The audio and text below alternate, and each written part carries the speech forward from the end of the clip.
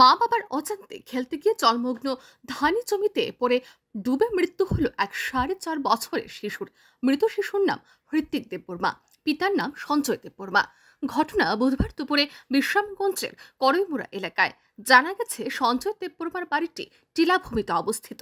এর নিচে রয়েছে ধানি জমি। প্রবল বর্ষণে ধানি জমি জলমগ্ন হয়ে পড়ে বুধবার সকালে বাড়ির এক চিলতে উঠান খেলা করছিল হৃত্বিক দেববর্মা। খেলতে খেলতে কোনো এক সময় সবার অজান্তে পা পিছলে গড়িয়ে জলমগ্ন জমিতে পড়ে যায় সে। বাড়ির উঠোনে তার অনুপস্থিতি টের পেয়ে লোকজনেরা খোঁজাখুঁজি শুরু করে।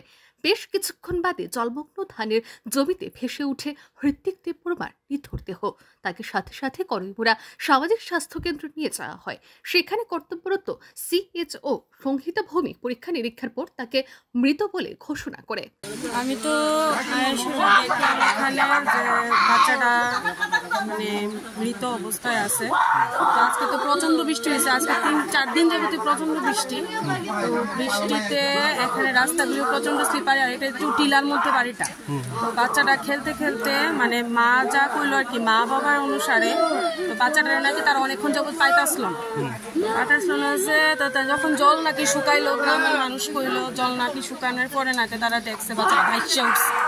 তো ভাইসে উঠানোর পরে তারা বাচ্চাটা নিয়ে গেছে। এর আগ পর্যন্ত বাবা মার কাছে কোনো খবরই নাই বাচ্চাটা কই আছে, ঘরে আছে না কোন ঘরে আছে, কারোর কাছে কোনো খবরই নেই।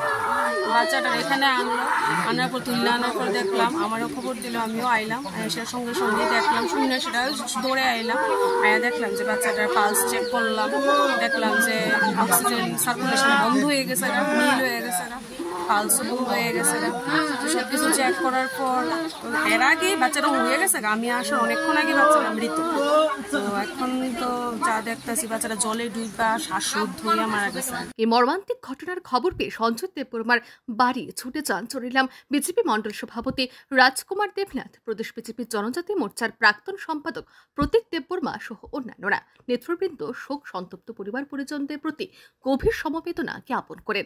এই ঘটনায় বিশ্রামগঞ্জের করইমুড়া এলাকায় শোকের ছায়া নেমে আসে। Bureau report, RE news.